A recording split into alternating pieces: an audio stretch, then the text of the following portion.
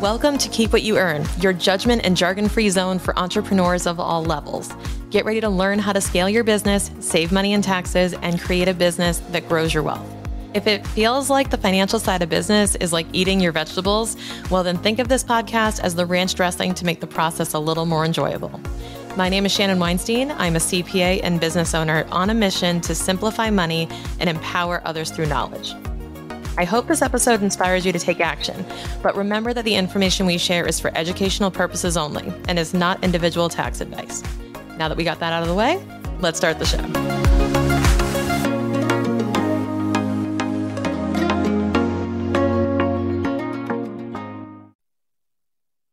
So we are currently in a season, as I'm recording this, where a lot of folks are catching up on their books from last year, from 2023. And what's happening is a lot of folks are transitioning into new relationships with bookkeepers, accountants, tax pros. And one thing I'm seeing from the clients that I'm either inheriting or the clients that I'm working with in CFO On Demand is that they're bringing to the table a set of books that, albeit they are done and they are done pretty well, but they're missing something major. And I wanted to share that with you because this is something that's not talked about enough, that when it comes to your bookkeeping, let's just use QuickBooks as an example. I'm going to just assume that generally a lot of people are using QuickBooks Online at this point. And if you're using QuickBooks Online, there are a number of generic accounts that they give you, a certain number of accounting term-based general accounts, which, by the way, absolutely hang on to those. I'm not going to say anything bad about those. However, what is underappreciated is the amount of customization you can actually do in QuickBooks Online if you know what you're doing. And I know that's the big asterisk, right? If you know what you're doing. This is where the help of a bookkeeper is exceptional, because if you know how you can organize these accounts, basically, if I were to, I'm going back to my childhood days, bear with me, because if you can relate to this, I used to love, one of my favorite things was back to school shopping. And I had the 5-star notebooks. I had the Trapper Keepers. Hey, in elementary school, I had all my favorite supplies. But you know what I did? Every folder, math was red, science was green. Don't ask me why. But I would organize everything into these lovely folders. I would label them nicely and I put them in a nice order, and everything was crisp and clean, and everything had a place, and I knew it was supposed to go, and I knew where I was going to be able to find it later. And I kind of adopted that into my bookkeeping. And what I mean by that is when you go into your QuickBooks, you have the ability to create these categories, create a structure. You almost have a blank bookshelf in front of you, and you can label all your binders the way that you want to and put them in the right order and make it look really neat and tidy. And if that excites you, cool, you're my people. But even if it doesn't, bear with me, because this is going to make so much sense, because you're going to be able to use this in a whole new way. And let's unpack what I mean by these accounts and how to do this. So there's this thing called your chart of accounts in QuickBooks. You can get there by typically going, if you're in QuickBooks Online, you go to transactions, and then it's one of the sub menus underneath that, where your bank feed is, where all those transactions are that you allocate. There's actually a little tab in that menu to go to chart of accounts. What those are, all the different binders and folders that you can put your transactions in. So if you think of every transaction like a receipt, these are the binders, the accounts, and then the folders, the sub accounts within those binders of where you're going to organize everything, so you know where to find it later. That is what you need to be thinking of this, like a blank bookshelf where all the labels are there for you. Now, they gave you some binders that you can use, but you are not obligated to use everything they gave you. And if you have a specific type of industry, you should be using relatively custom accounts. Also, if you have various offers, let's talk about that. If you have different types of offers and you want to be tracking the income coming in from those different offers, you're going to use something called income centers. Now, this is not like a QuickBooks term. This is a accounting kind of term. But if income centers are used, you can really dig deeper on what is bringing in money. And by income centers, I mean sub-accounts under income or various income accounts. Let's use some examples. If you run a coaching business, I would say one-on-one coaching, group coaching, course sales. If you run a law firm, we're talking about, let's say, estate planning, contracts, and other business law. If you run an accounting firm, it's, tax prep bookkeeping income, etc. If you run a clothing manufacturer, it could be, retail sales and online sales. If you run a hair salon, it could be color cuts. It could be men, women. It could be, maybe you have a hair salon that also has a nail salon. So maybe it's hair and nails. It could be anything. And none of this even has to match what you're doing, but you have to get clear on what it is that you care about seeing broken out on your accounts, because most often you're just going to see this account called sales and you're going to lump everything in that account. Now, I don't agree with doing it that way, because you miss such an opportunity to break out your sales into a more granular form so you can actually see what's comprised of your sales. How much of your sales are recurring? How many are non-recurring? How many are project-based? So even if you're not breaking it out by offer, you could be breaking it out by recurring revenue, and you could be breaking it out by project-based revenue. And one of your goals might be increase your recurring revenue every month. So then you run a profit and loss. You get to see it over the last 12 months and you can say, my recurring revenue keeps going up. That's good. I want to see that trend, right? So these are some of the pieces of value you can get from using different income centers. Now, conversely, I'm going to jump right into flip that, and we have cost centers.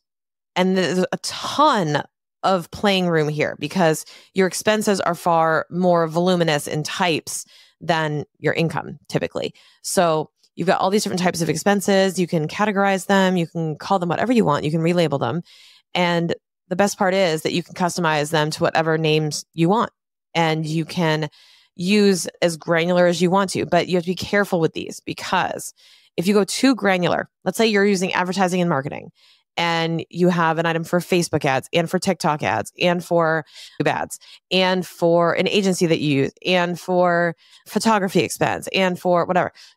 That's fine. And that may actually serve you. So you may want to do that depending on if you want to see that granular of detail.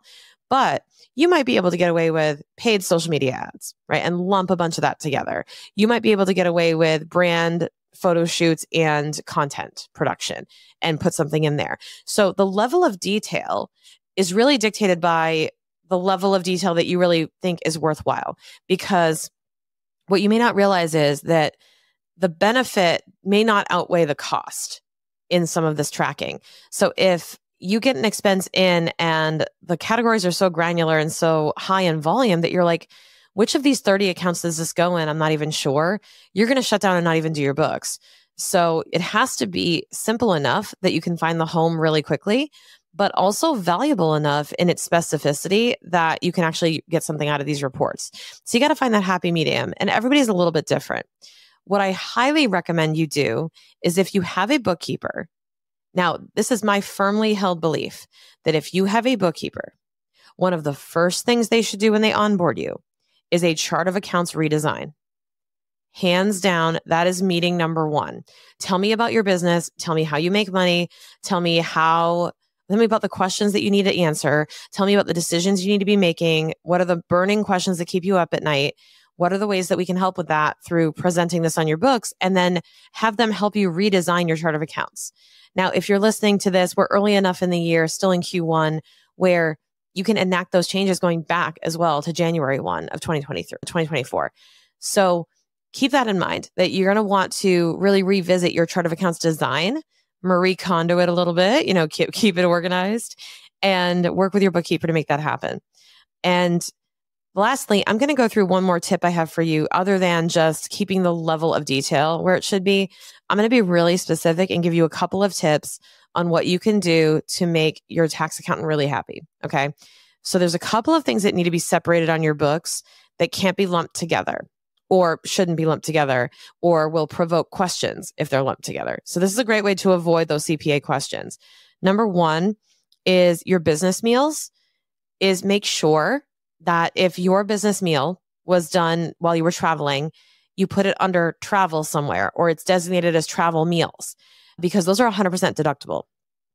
So make sure that's separated from business meals, which are 50% deductible. If you're putting everything in business meals, you could be missing out on half your deduction. So make sure you know what is 50 or 100% and it's in the right category.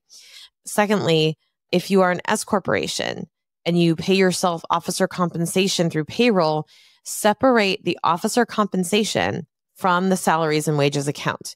So actually have that separately tracked as a separate line item on your books of what your salary was. And that is actually something that your bookkeeper or your CPA or tax preparer will have to actually enter in your tax return. So that will do them a big favor. And lastly, separate out charitable contributions. And separate that out, I recommend at the very bottom under other income and expenses, because what that will do, it will drop you to the bottom. It will drop that account to the bottom, and you'll be able to exclude that from your profit calculation. Why do you want to do that?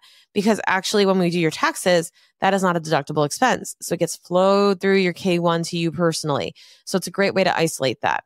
And that actually introduces another big point that I have, which is there's this line in QuickBooks. And I want you to look at your profit and loss statement next time you have a chance to. You're going to see that you have your revenue minus expenses, and you're going to get to this line called net operating income. And that may be a new phrase for you. We're used to hearing profit, but that is profit. Net operating income. I call it NOI, right? It's just easier to say. And what you may notice is that net operating income then has a section underneath it for other income and expenses. And then there's net income at the very bottom. You may be inclined to just scroll to the bottom and look at net income. But here's what I want you to do. I want you to give NOI, net operating income, a purpose. And what I sometimes recommend people do is if you want to see the net operating income before certain expenses, like your officer compensation, like your charitable contributions, like, vehicle expenses or other things that could be personal in nature, or your accountable plan reimbursements that you're paying yourself for your home office. If you want to see your numbers before that cash flow, before that money that goes to you, you could put all of those and organize them so they go under other income and expenses. So that way you can read net operating income and realize that your business is actually profitable. And it may not look profitable because you're paying yourself a high salary, or because you're taking reimbursements, or because you're donating a ton to charity, all of which are good things. But you may be discouraged, or you may be fooled by your own numbers because you may not realize that you're doing better than you think you are.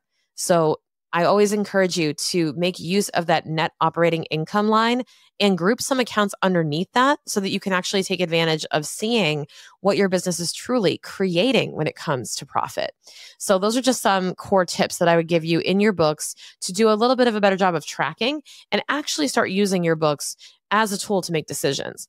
Because if you're just operating by default and not by design, then you're really not going to get a whole lot out of the bookkeeping. And frankly, you're going to miss a huge opportunity to be able to work with someone who can help you with this and to take advantage of everything that your books can provide you as a business owner for insights. So if you'd like any additional help with reading your financial statements, implementing anything I talked about today, or just getting some tips on your own books personally, this is a perfect example of what we do in CFO On Demand, especially for our VIPs. As a VIP member, you get a 20-minute one-on-one with me monthly. Bring your financials, bring a burning question that you have. You can sit down with me and we can actually attack it together. And at only $99 a month right now, this is a steal. This is designed perfectly for those business owners sub 500,000 in revenue, below 500,000 in revenue, that just need that extra little bit of help or that little bit of encouragement and insight to help them scale to that $1 million level. So if you're interested in that, head to the link in the show notes to learn more about CFO On Demand. I'd love to see you in there.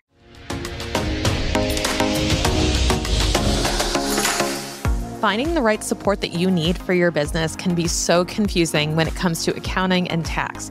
Sometimes it seems like you can't find a CPA or a tax pro who actually understands your business, or they charge way too much for what you actually need.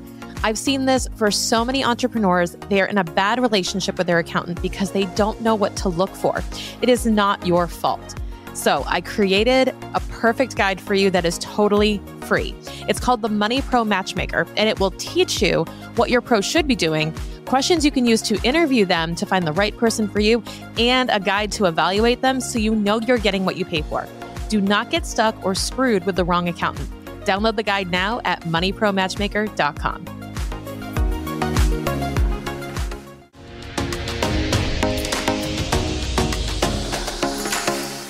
Thank you so much for listening. If you enjoyed this episode, please leave a rating and review on your podcast platform. This small action goes a long way for podcasters to get our message heard by more business owners just like you. Be sure to check out the show notes for links to information about our guests and ways to get in touch with me.